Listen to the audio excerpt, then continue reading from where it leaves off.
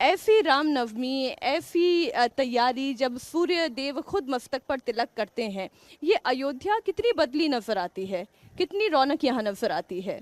देखिए हेलो। हाँ जी। सबसे पहले तो समस्त भारतवासियों को आज भगवान के जन्मोत्सव की बहुत बहुत हार्दिक बधाई।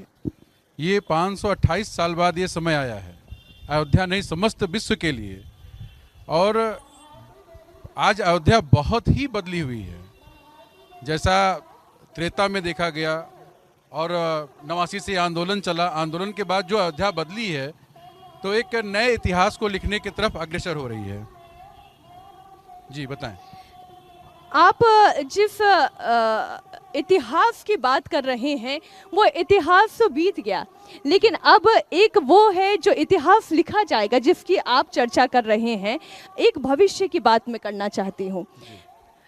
राम मंदिर के बन जाने से, अयोध्या का विकास हो जाने से राम राज्य की कल्पना कैसे साकार हो जाती है और कैसे यहाँ राम जी के मंदिर के साथ साथ अयोध्या से एक आस्था, विश्वास और साथ ही साथ सनातन के विकास का दृश्य आप देखते हैं। बिल्कुल बिल्कुल देखता हूँ, क्योंकि राम राज्य की परिकल्पना भगवान के मंदिर के बिना अधूरी थी, जो अब साकार हो गई है। और उसके साथ साथ जो सनातन की जो नींव है वो पहले से और भी मजबूत हो रही है और समय के साथ और भी मजबूत होती जाएगी।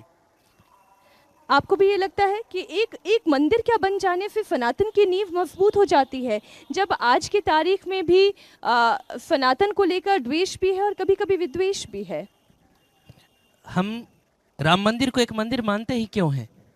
हम लोग राम मंदिर को केवल राम मंदिर नहीं मानते, हम राष्ट्र मंदिर मानते हैं। हम अपने भारत देश को अगर तन कहें तो उसकी आत्मा के रूप में हम भगवान राम को देखते हैं। और इसीलिए हमारे आचार्यों ने एक साथ में कहा कि रामो राष्ट्र से सर्वस्वम, रामो राष्ट्र से दैवतम, रामो राष्ट्र पिता प्रोक्ता, रामो राष्ट्र से मंगलम। जो राम शब्द की व्याख्या किया उसमें उन्होंने कहा रा यानी राष्ट्र, मा यानी मंगल। राष्ट्र के मंगल भगवान राम हैं। गोस्वामी जी ने जब चौपाई में गाया तो भगवान राम के स्वरूप का वर्णन करते हुए कहा मंगल भवन अमंगलहारी द्रवसुत अजिर बिहारी।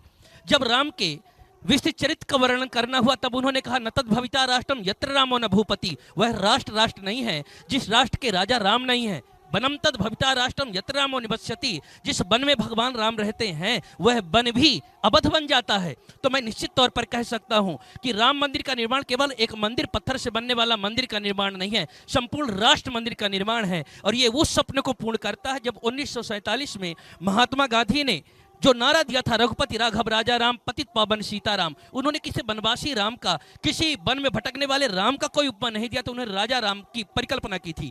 तो राम राजा की परिकल्पना करने का मतलब क्या था? लेकिन राम भी राजा राम तब कहलाए जब वो वन से होकर लौटे, जब वो वनवासी राम कहलाए।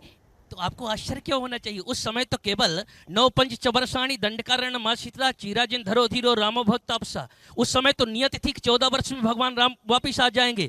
पर उन दुर्दांत आक्रांताओं के द्वारा जब मेरे भगवान आराध्य देव राम का मंदिर तोड़ा गया था, उन्होंने तो चिरकाल के लिए, अनंत काल के लिए पता भी नहीं था कि कब पुनः राम मंदिर पर भगवान अपने अयोध्या में लौट करके आएंगे। और अपराजिता, आपको एक बात बता दूं, अयोध्या के सामने एक नाम जुड़ता है, अपराजिता अयोध्या।